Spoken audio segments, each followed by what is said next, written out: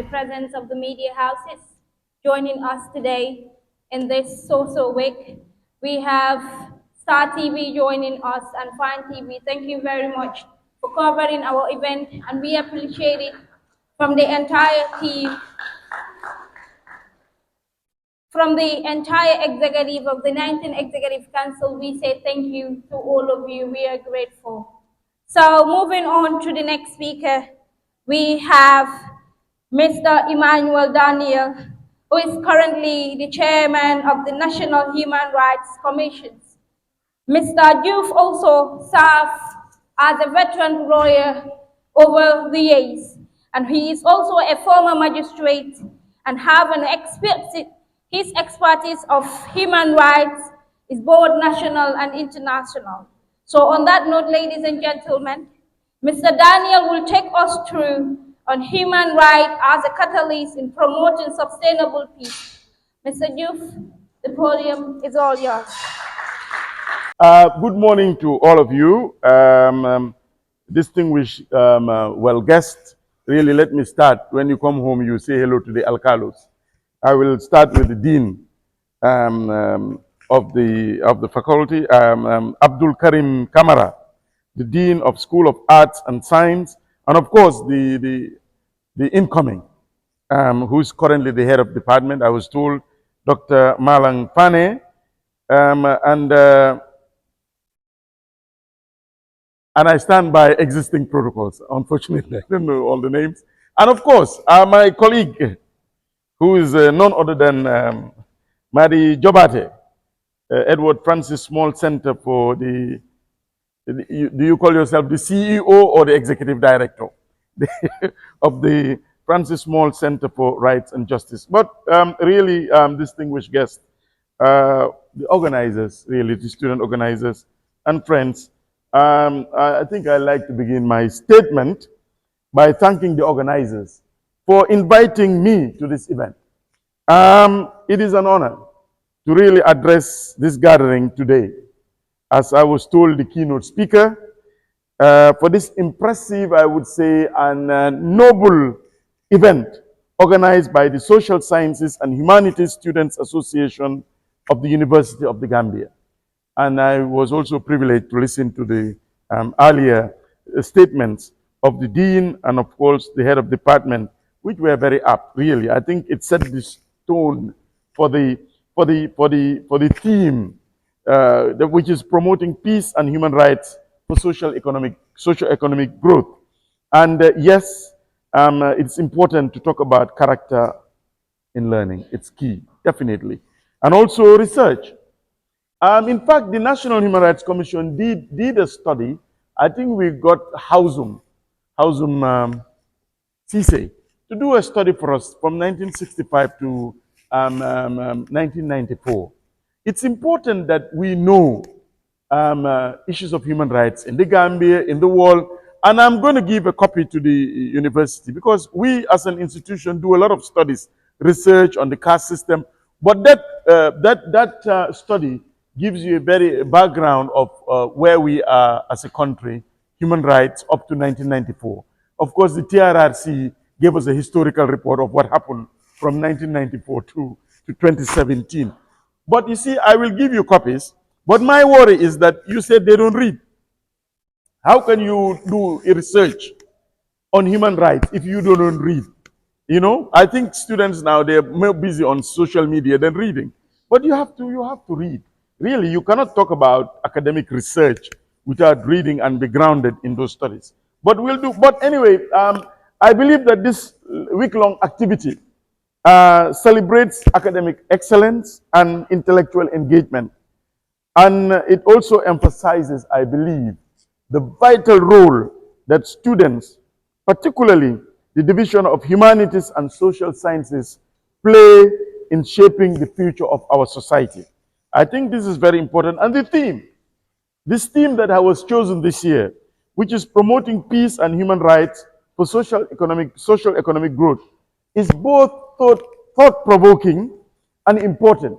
Why? Because it reflects the connection of three essential pillars, which I believe should guide society's progress, especially Gambia, the Gambia as we move forward. So peace, human rights, and sustainable socio-economic development are three elements that are interrelated and intertwined. One can confidently say that they form the basis of prosperity, security, and the well-being of a nation. We should therefore endeavor to strengthen these pillars if we are to enjoy a more just, peaceful, and prosperous future. But please allow me time to unpack them. In addressing this theme, it will be important to explore these concepts: peace, human rights, socio-economic growth, in the context of national development. It's important to reflect on how we, as students, individuals, institutions, communities, and societies, can jointly contribute to the realization of a future where these principles are not just aspirational. You know, we are good at just having this aspirational.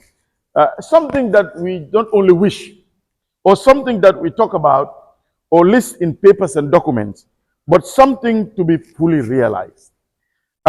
Peace is clamored by everyone all over the world, including Gambians. And it is generally accepted, it was said here, that the peace is the foundation of progress. Simply put, without peace, nothing much can be achieved, especially in the area of socio-economic development. Peace is, however, frequently perceived as absence of conflict, but it is much more than that. Peace is not just the absence of the end of violence or war, but there are other important components to peace. And what are these? Well, meaningful peace. Meaningful and true peace includes the presence of justice, access to affordable, equitable justice, equality, and harmony within society. This is important. True peace enables people to live with dignity, free from fear and want. It provides the enabling environment in which human rights can be protected, respected, and fulfilled, and where economic development can flourish. We just have to look around the world and we will see the devastating impact of conflict, inequality, and injustice. You watch TV, you follow social media, so I don't need to list for you. You know what is happening when there is no peace. Inequality, injustice, discrimination, corruption, oppression, lack of regard for the rights of others, especially vulnerable groups and minorities. All the aforementioned that I've mentioned are drivers of conflict, which have the potential of not only destabilizing societies, but they hinder the potential for economic and social growth. Gambia generally has been known to be a peaceful country for many years. We have been known.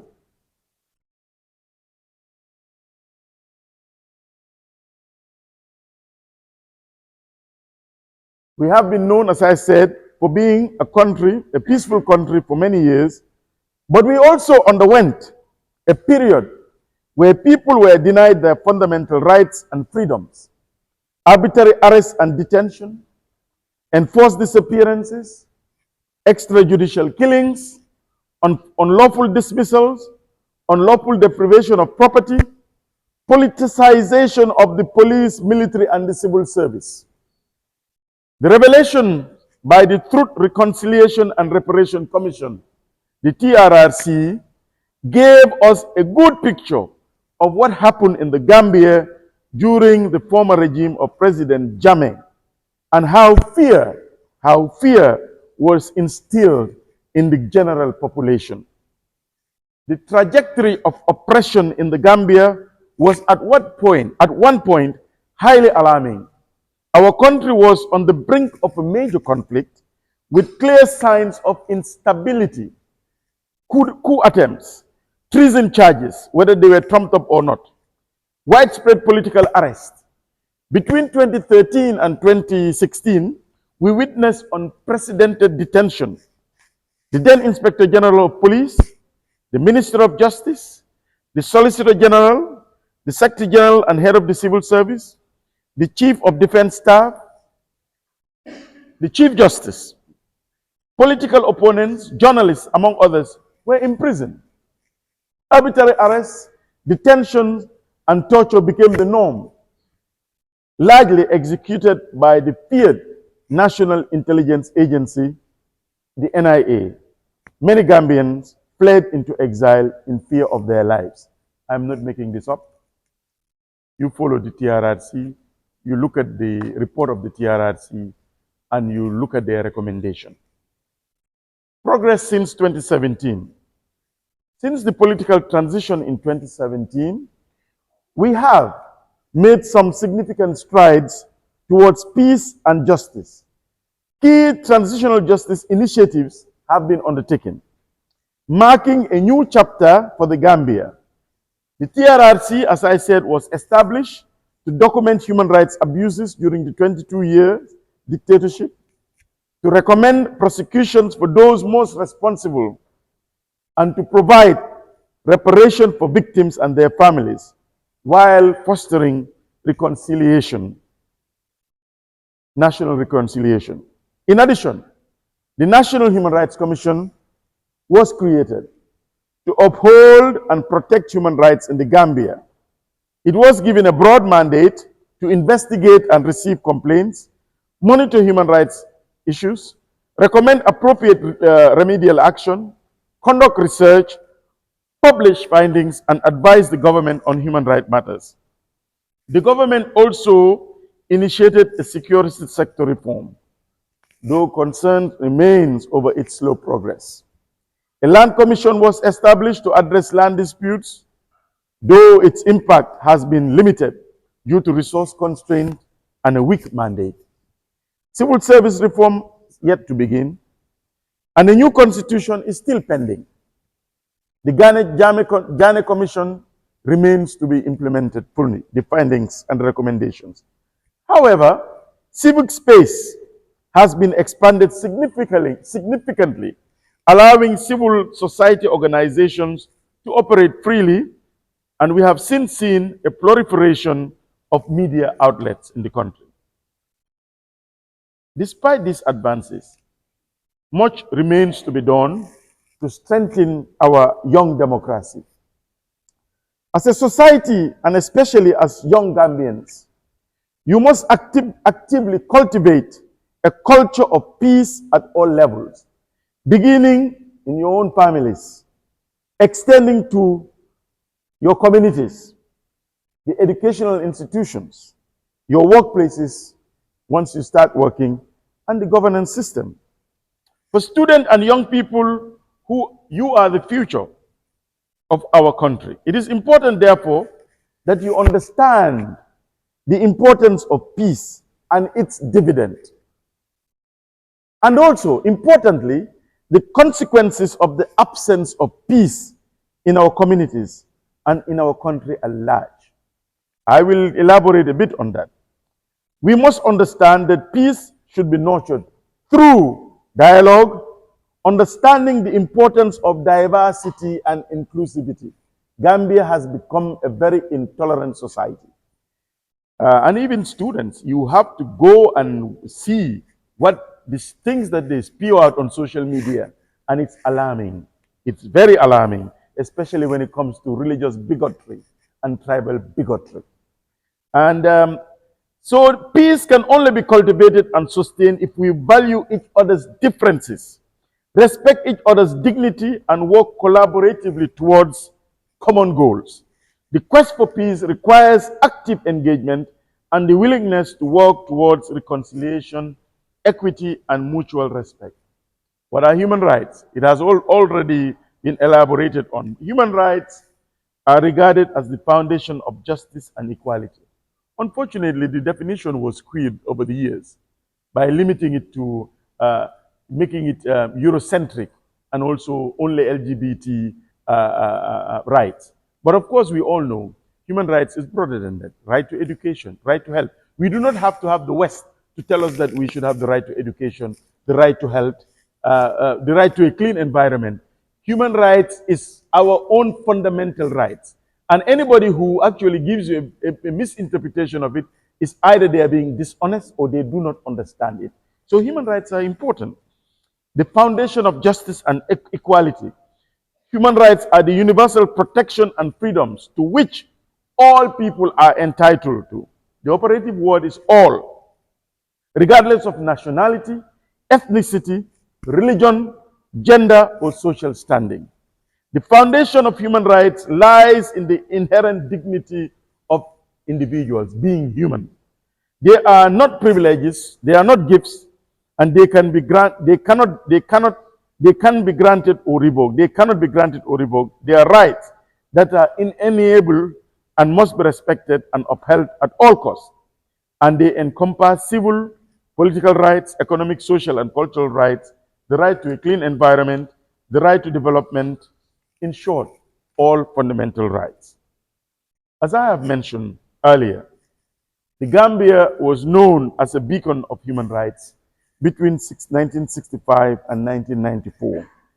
I'm not saying that everything was perfect during that period,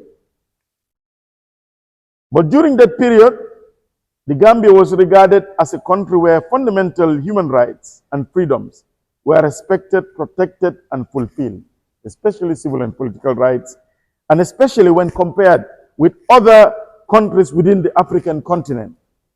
The situation, however, gradually changed in 1994 with the advent of the military junta of the APRC, AFPRC, and APRC respectively, led by the former head of state.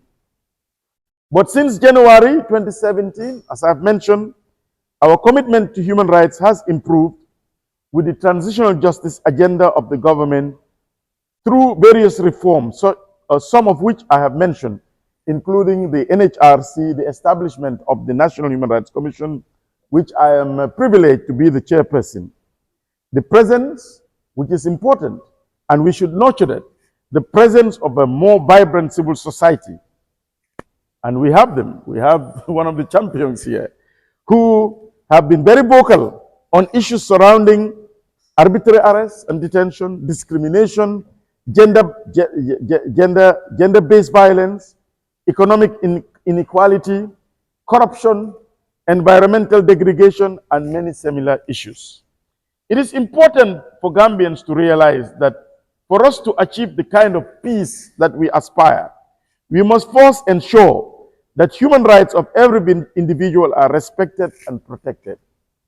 Without respect for human rights, that there cannot be any genuine peace. Human rights are the basic building blocks of a just society, and without them, inequality and justice will continue to sow divisions, distrust, and even violence. Abuse and violation of human rights are the main drivers of conflicts all over the world. It therefore behoves on all of us the duty to not only respect the human rights of others, but to defend those rights.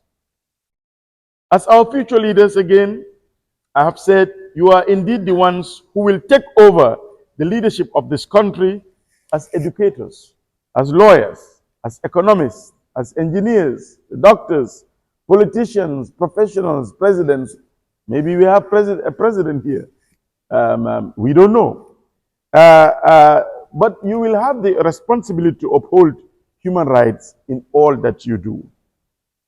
Although true, it is the state that has the primary duty to respect, protect, and fulfill human rights.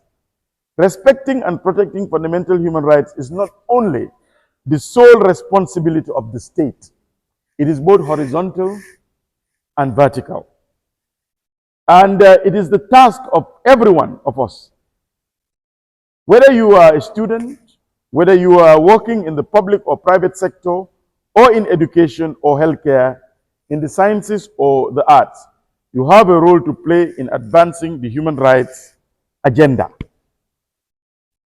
I will talk briefly on just to link social economic growth to the other two pillars of peace and human rights. Socio-economic growth is understood as the key to sustainable development and is often regarded as the measure of a nation's development. It is typically defined by economic pointers such as GDP growth, employment rates, infrastructure development, and industrialization. So socio-economic growth also involves the improvement of the standard of living of people and indicates the reduction of poverty and the promotion of equitable access to opportunities, education, healthcare. In short, better social protection. So to be meaningful, equitable and impactful socio-economic growth should be inclusive. Growth that benefits only a small segment of society or that leaves large groups of people behind is not only sustainable, but it is a potential cause of conflict in the long run. Sustainable growth should be one that benefits everyone, regardless of their background or circumstances. It is growth that empowers the most marginalized and ensures that no one is left behind. Human rights and socio-economic growth are therefore inextricably linked. Human rights frameworks call for equal access to opportunities, freedom from discrimination, and the right to participate in political and economic life of a country. It has been proven that when human rights are respected and protected, people are better able to contribute to the economy, pursue education and employment opportunities, and live lives of dignity and security. It is therefore important that in the Gambia, socio-economic growth should be aligned with the goals and ambitions of the people. It must take into account the realities of our unique social, cultural, and economic context. Economic growth must be balanced with social justice. It must be inclusive, it must be sustainable, and it must be people-centered. So as student of this division of humanities, social sciences, you are uniquely positioned to influence the direction of our country's development. As I have said on and on again, you are the future leaders. You are the future policymakers. Therefore, as you engage this week with the various activities and discussions, I encourage you to think critically about how you can contribute to these goals. Consider how your field of study can be used to solve real Gambian challenges, promote justice, and foster understanding. Whether you specialize in economics, sociology, political science, anthropology, or any other discipline, the work you do has the potential to make a profound impact on the future of our country. Don't worry, I'll be concluding very soon. To make peace, human rights, and socio-economic growth a reality, it is essential that we all become active agents of change. But dear students and lecturers, ladies and gentlemen, I don't think I'll do justice to my statement if I do not address hate speech. We live in an age of hate speech, misinformation, and disinformation. It is prevalent, often amplified through social media. These divisive messages pose real danger to peace and stability. As educated individuals and future leaders, you have a responsibility to reject these divisive or divisive rhetoric. Please challenge those who spread hate in the name of religion, in the name of gender or ethnicity, and try to foster a culture of unity and respect, which Gambia was known for. This is being eroded. And unfortunately, it's coming from different sectors, opinion leaders, religious leaders, who's unfortunately, some of them use their medium and pulpit to preach division and hate.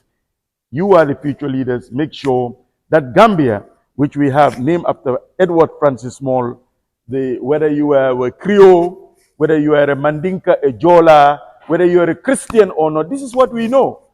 This is what Gambia used to be. Unfortunately, it is changing. And I'm saying this confidently because as the chairperson of the Human Rights Commission, not only do we receive complaints, but we monitor the media as well. Allow me to place, therefore, a great responsibility on your shoulders. Be mindful of the world you are about to step into. The world filled with pitfalls, pressures, and often a strong pull towards conformity. Many will feel the need to belong at any cost, to seek quick wealth without regard to honesty or integrity, or to align with religious or ethnic groups that promote domination, discrimination, and the subjugation of others, especially minorities. However, I am optimistic that as responsible individuals and future leaders, your education, I hope so, I hope that your education will prepare you for this task. It's different between being academically brilliant and and being really educated, because education encompasses a gamut of other things. As was said by a survivor of Nazi Germany, when you had the best scientists in Germany, very educated people who are so bigoted, they involved in killing and experimentation of the Jews who were in those horrible camps. It still exists with us. Education does not necessarily mean people are inclusive or compassionate. But I hope in our case, you will carry all those attributes. And I'm optimistic, as I said, that as responsible individuals and future leaders, your education will prepare you well for this task. I urge you to be change makers in your communities, standing firmly against hatred, intolerance, discrimination, and bigotry, no matter where they arise or who may be promoting them, whether it's even our friends, our colleagues, our priests, our pastors, our imams. Fight against it. Fight. Go forth and contribute to building a Gambia where every tribe, whether you are a Jola, whether you are a Manjago, Balanta, Sarahule, Mandingo, Serer, Aku, Wolof, Pula, etc., and etc., and every nationality who is present here and religious community can truly feel this is a country where they can feel at home, a place where they are protected. So whatever life may take you, wherever life may take you, insist, and this is important, insist that the only measures of worth are hard work, competence, excellence, and integrity. This is important. This is your Gambia. You think when you travel outside, it doesn't matter whether you belong to the same religion as somebody, you can face racism in England. You see, or in the Arab world, you see it in how they treat us in Tunisia. It's important that your primary, do not use those outside influences to divide you. You are Gambians, number one. Let us respect our diversity, inclusivity, and I repeat, let the measure of your colleagues be the worth of hard work, competence, excellence, and integrity. In conclusion, finally, I leave you with a quote from Nelson Mandela, the late Madiba, who once said, "What counts in life is not the mere fact that we have lived. It is what difference we have made to the lives of others that will determine the significance of the life we lead." As students and as future leaders, you have the power to make a difference, to promote peace, to uphold human rights, and to foster socio-economic growth that benefits everyone. Together, let us work towards a brighter future for a Gambia, a future where peace, human rights, and prosperity are the pillars of our collective success. And my final statement is, and I want to say this, let me end by saying, don't normalize tribalism. Do not normalize discrimination. Do not normalize corruption and corrupt practices and bigotry in all its forms, especially ethnic and religious bigotry. Thank you for listening, and I wish you a successful and